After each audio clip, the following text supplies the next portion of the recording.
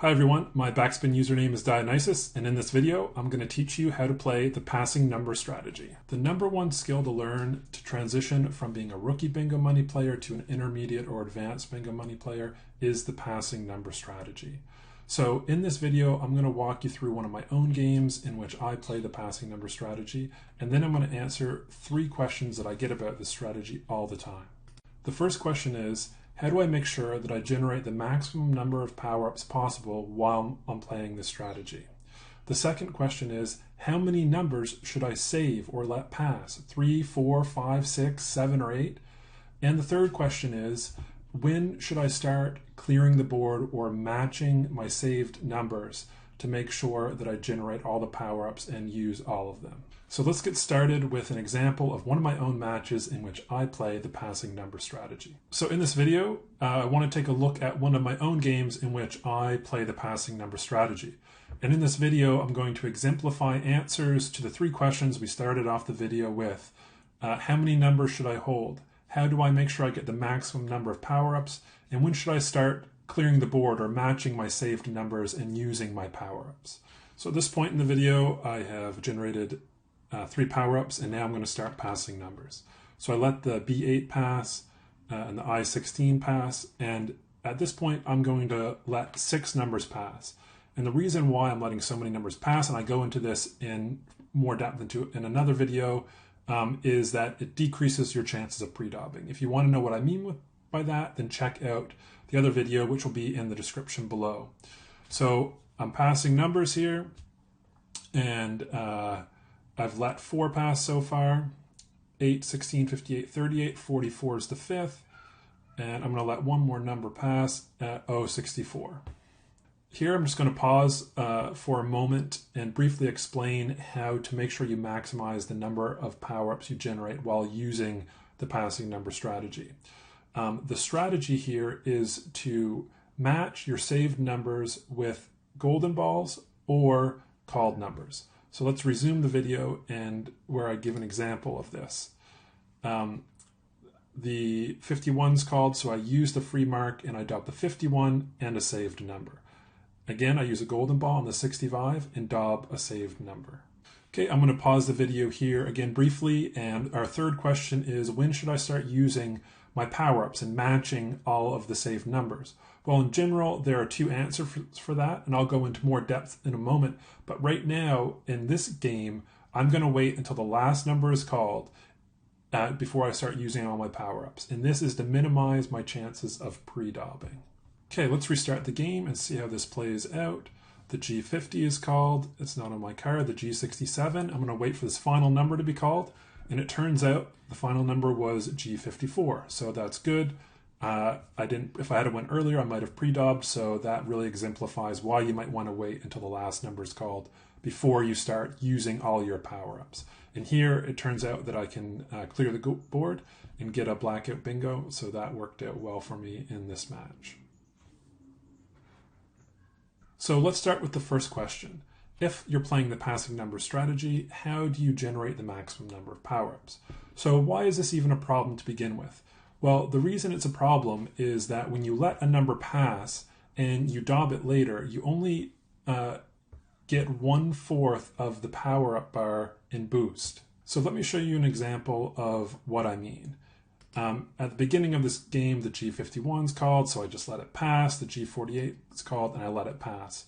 And when I dob the G51, you can see that I only get 1/4 of the power-up bar in boost. Now, if you let 6 numbers pass, that means you will only get a total of 1 full power-up bar and a half of another one. So you've only generated 1 power-up. Whereas if you're dobbing those numbers as they're coming up, you're going to get a power-up for every 2 numbers that you dob, and so you're going to have 3 power-ups. So it seems like if you're playing this strategy, you might fall behind on power-up boost. So the way around this problem is to not match saved numbers with each other, but to match saved numbers with called numbers or with golden balls. So let's take a look of an example of each of these possibilities.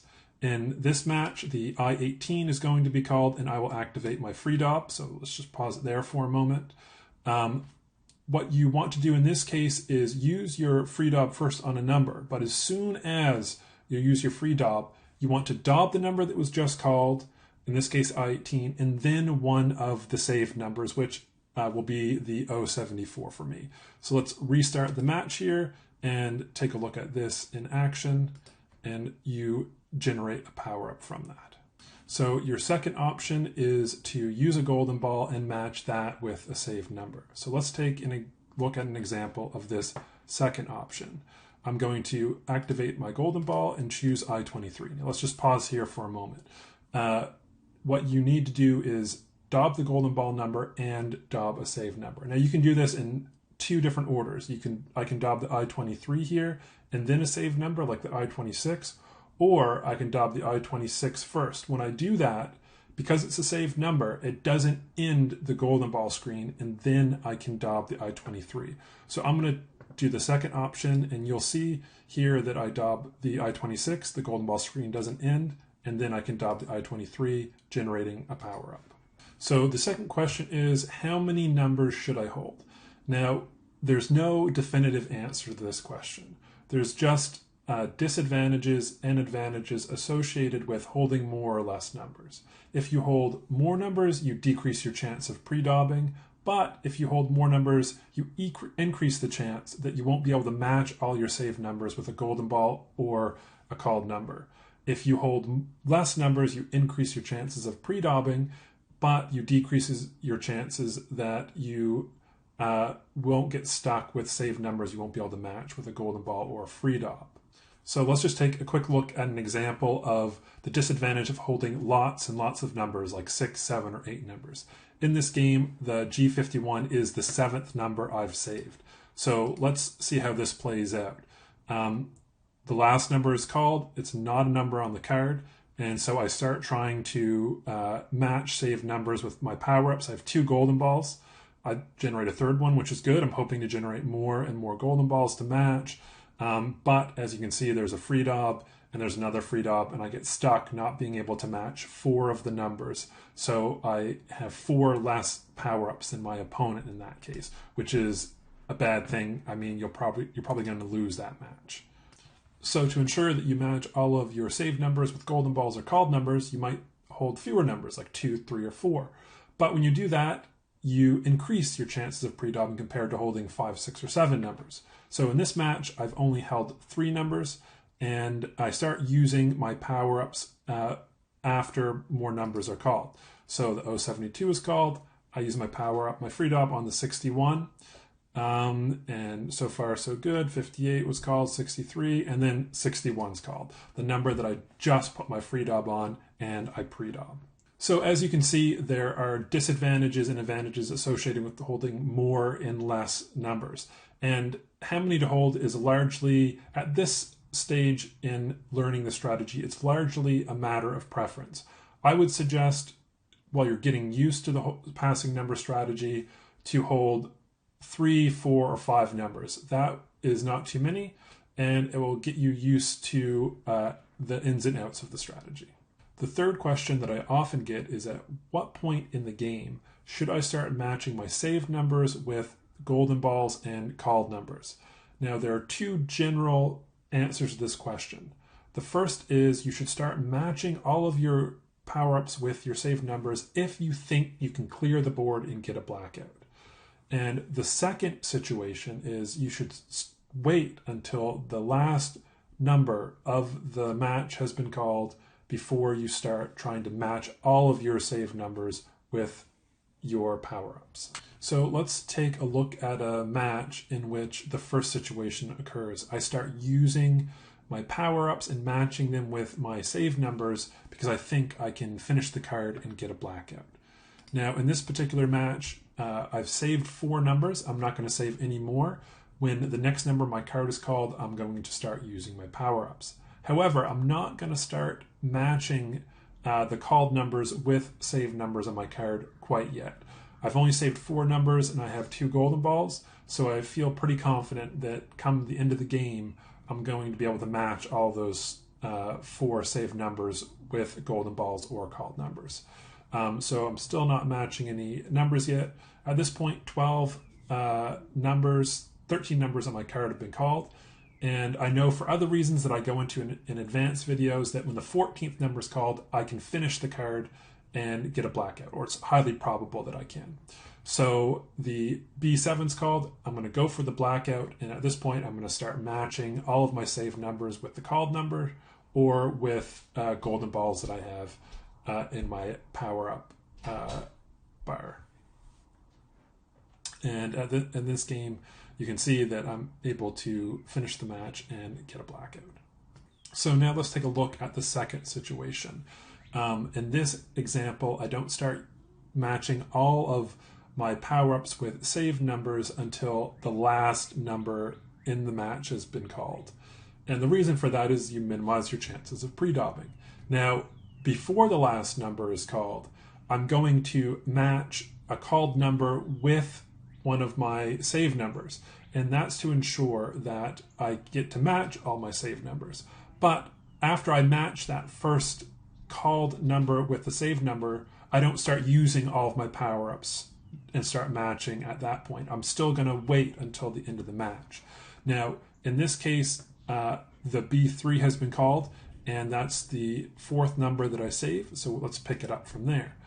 There's 10 seconds left in the match. The I11's called, and now I'm going to match the 11 with one of my saved numbers. That ensures that I'll be able to match all of my numbers, saved numbers at the end of the match.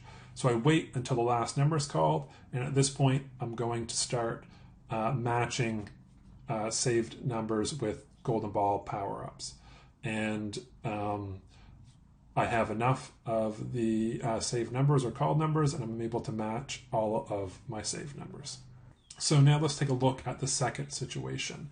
In this example, I don't start matching all of my power-ups with saved numbers until the last number in the match has been called. And the reason for that is you minimize your chances of pre-daubing. Now, before the last number is called, I'm going to match a called number with one of my saved numbers. And that's to ensure that I get to match all my saved numbers. But after I match that first called number with the saved number, I don't start using all of my power-ups and start matching at that point. I'm still going to wait until the end of the match. Now, in this case, the B3 has been called, and that's the fourth number that I save. So let's pick it up from there. There's 10 seconds left in the match. The I11's called, and now I'm going to match the 11 with one of my saved numbers. That ensures that I'll be able to match all of my numbers, saved numbers at the end of the match. So I wait until the last number is called, and at this point, I'm going to start matching saved numbers with golden ball power-ups. And I have enough of the saved numbers or called numbers, and I'm able to match all of my saved numbers. So I hope this video was helpful for you. There's obviously a lot more that goes into the passing number strategy, and I'll be making more videos explaining some more of these advanced details, like how to use the passing number strategy when you have an X2 power-up, and what are the different types of daubing patterns that you can use while you're trying to match saved numbers with called numbers and golden balls, and how to maximize your time when you're trying to go for a finish, a blackout. So be on the lookout for those videos, and until next time.